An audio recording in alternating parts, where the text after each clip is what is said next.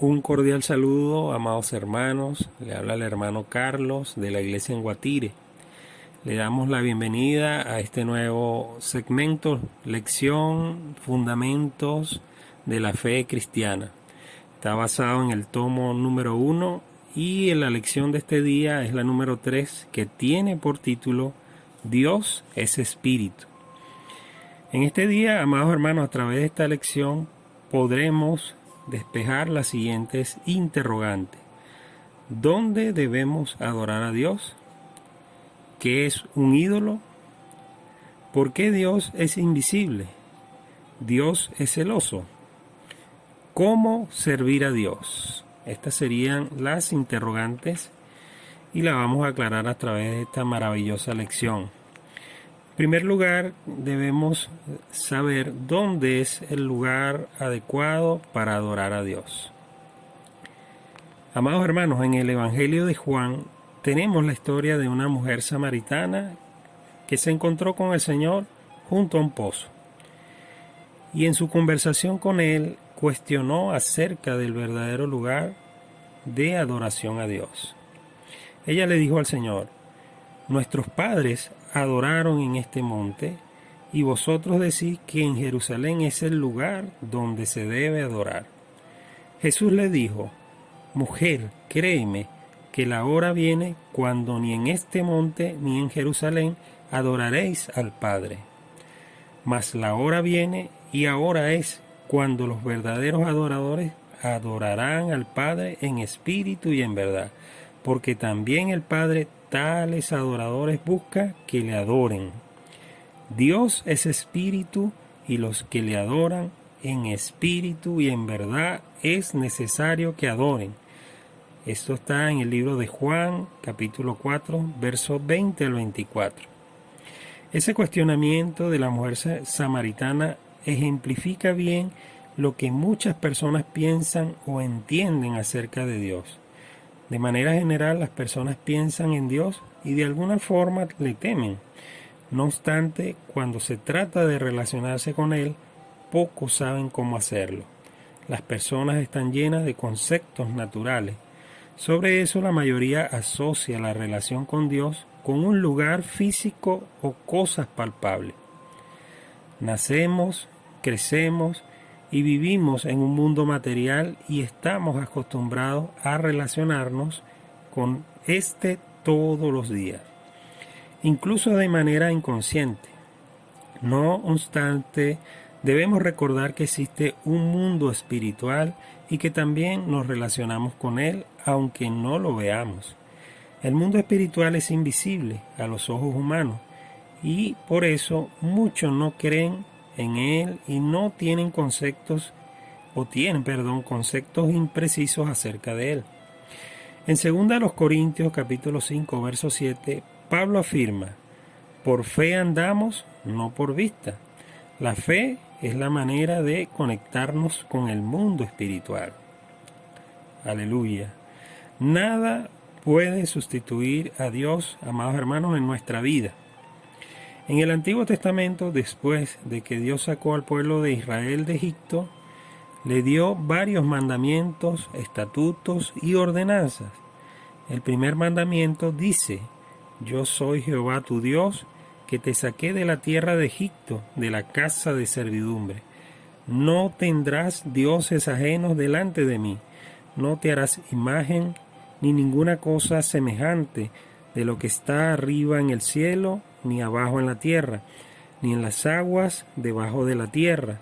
No te inclinarás a ellas, ni las honrarás, porque yo soy Jehová tu Dios, fuerte, celoso, que visito la maldad de los padres sobre los hijos hasta la tercera y cuarta generación de los que me aborrecen, y hago misericordia a millares, a los que me aman y guardan mis mandamientos. Éxodo 20 del 1 al 6. Dios le dio este mandamiento porque sabía que si los hombres quisieran hacer alguna imagen suya, ésta se convertiría en un ídolo que ocuparía su lugar. Por eso Dios dijo que es celoso. Un ídolo es algo que sustituye a Dios en nuestra vida. Pese a que hoy, como hijos de Dios, como personas que creen en el Señor Jesús, no tenemos la práctica de tener imágenes y esculturas de Jesús. Aún así podemos tener ídolos. Esto es algo que lo sustituye en nuestra vida. Esos ídolos pueden ser personas, cosas, acontecimientos y hasta experiencias. Ahora, a Dios nadie le vio jamás. En el libro de Deuteronomio, capítulo 4, verso 12, 15 y 19, leemos: Y habló Jehová con vosotros de en medio del fuego.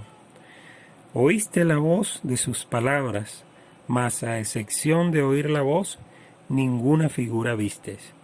Guardad, pues, mucho vuestras almas, pues ninguna figura vistes el día que Jehová habló con vosotros de en medio del fuego, para que no os corrompáis y hagáis para vosotros escultura, imagen de figura alguna, efigie de varón o hembra, figura de animal alguno que está en la tierra, figura de ave alguna alada que vuele por el aire, figura de ningún animal que se arrastre sobre la tierra, figura de pez alguno que haya en el agua debajo de la tierra. No sea que alces tus ojos al cielo, y viendo el sol y la luna y las estrellas y todo el ejército del cielo, seas impulsado y te inclines a ellos y les sirvas, porque Jehová tu Dios los ha concedido a todos los pueblos debajo de todos los cielos. Amén, aleluya, qué maravillosa es la palabra del Señor. Esa ha sido la historia, amados hermanos, del hombre desde el principio con relación a Dios. Los seres humanos siempre asocian la divinidad a cosas palpables, con imágenes y objetos. Dios nunca se mostró al hombre. En Éxodo 33 leemos que Moisés pidió a Dios ver su gloria y le dijo: te ruego que me muestres tu gloria. Pero el Señor respondió: no podrás ver mi rostro, porque no me verá hombre y vivirá. En 1 Timoteo 6:16, Pablo afirma que Dios es el único que tiene inmortalidad, que habita en luz inaccesible, a quien ninguno de los hombres ha visto ni puede ver. En su Evangelio el apóstol Juan escribió: a Dios nadie le vio jamás. El unigénito Hijo que está en el seno del Padre, Él le ha dado a conocer. En esta porción Juan afirma que cuando Dios se encarnó en la persona de Jesús, pudimos ver su gloria. Cuando el Señor Jesús estaba en la tierra, era la manifestación del Padre en la carne. De esa manera las personas podían verlo, tocarlo, ser tocadas por Él y conversar con Él. Ese fue un brevísimo periodo en el que Dios tuvo ese tipo de contacto con el hombre. Sin embargo, el propósito de Dios de encarnarse en las personas de Jesús no era simplemente darse a conocer al hombre. Limitado a la esfera física, Él solo podía contactar a unas pocas personas, pues estaba restringido por el tiempo y el espacio. La intención de Dios al encarnarse era ir a la cruz, morir y resucitar para realizar la redención plena por todos nosotros. Después de resucitar, el Señor llegó a ser el Espíritu que da vida. Esto está en 1 Corintios capítulo 15, verso 45. A partir de este hecho, la relación con Él se tornó solo espiritual. Hoy, como el Espíritu vivificante, Él puede entrar en nuestro espíritu humano y permanecer allí para siempre. ¡Qué maravilloso! Cada vez que nos volvemos a nuestro espíritu, podemos contactar a Dios en realidad. Allí podemos alabarlo, adorarlo, servirlo y disfrutarlo con la realidad de todas las cosas. Sombras y figuras versus la realidad. En el libro Colosenses, capítulo 2, versos 16 y 17, Pablo afirma: por tanto, nadie os juzgue en comida o bebida, o en cuanto a días de fiesta, luna nueva o días de reposo, todo lo cual es sombra de lo que ha de venir.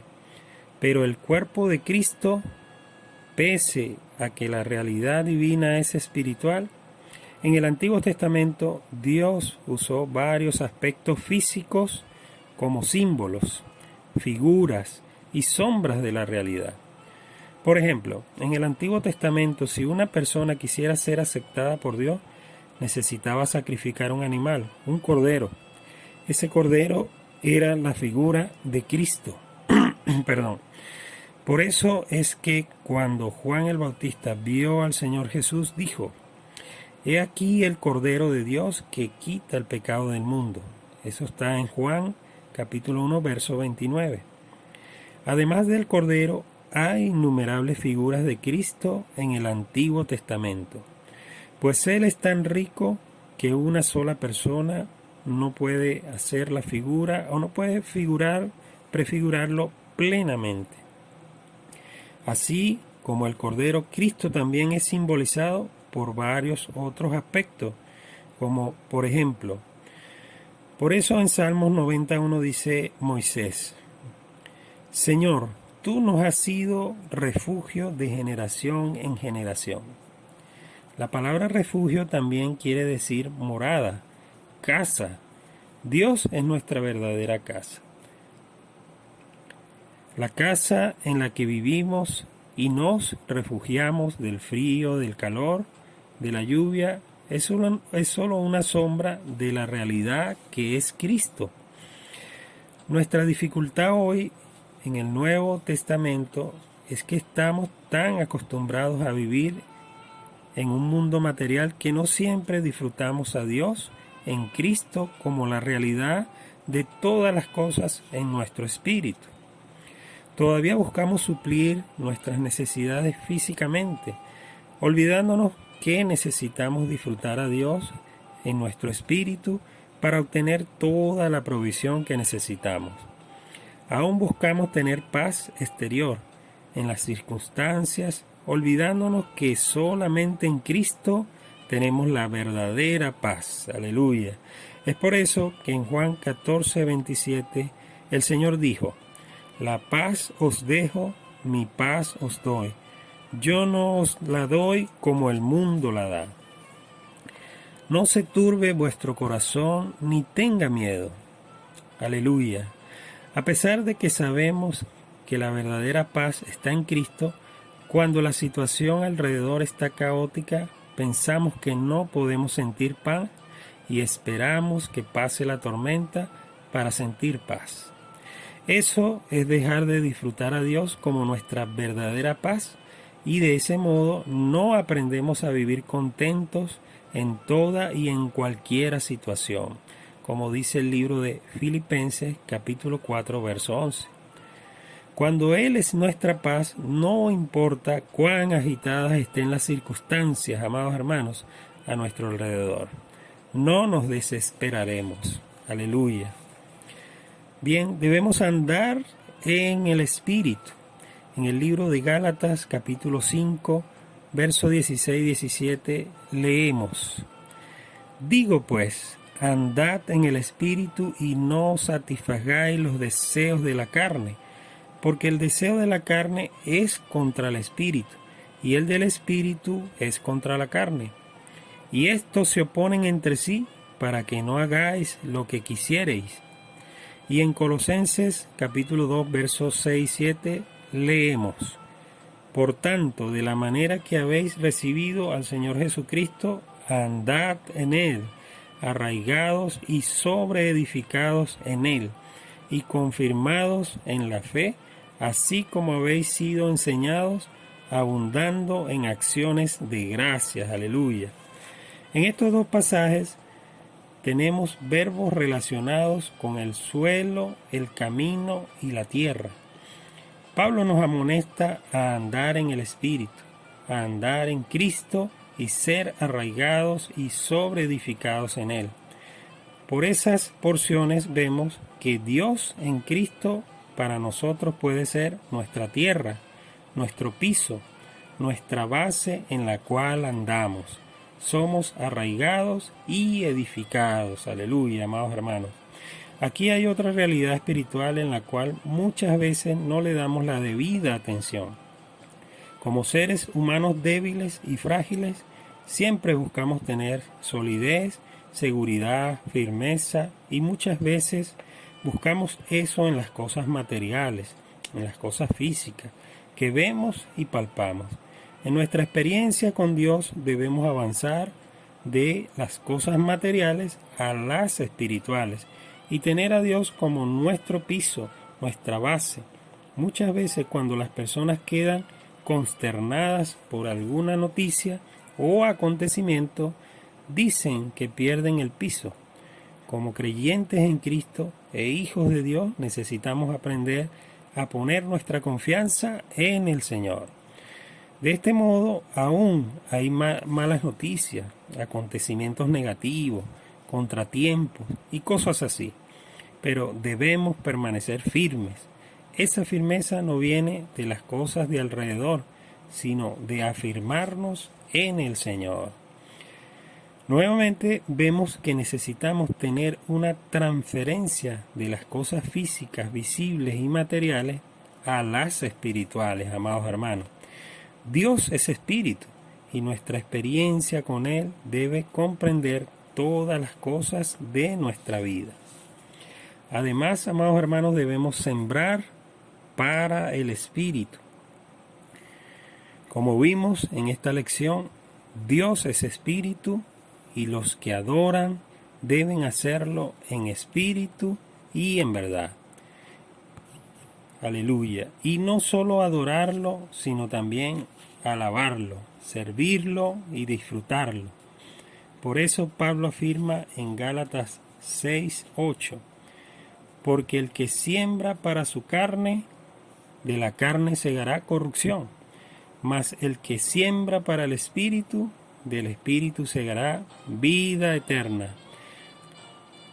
Lo que hacemos para Dios, por nuestra carne, se corromperá, pero lo que hacemos para Él en nuestro espíritu, permanecerá por toda la eternidad. Qué maravillosa lección, amados hermanos, el Señor les bendiga, será hasta una próxima entrega. Un cordial y caluroso abrazo. Dios les guarde.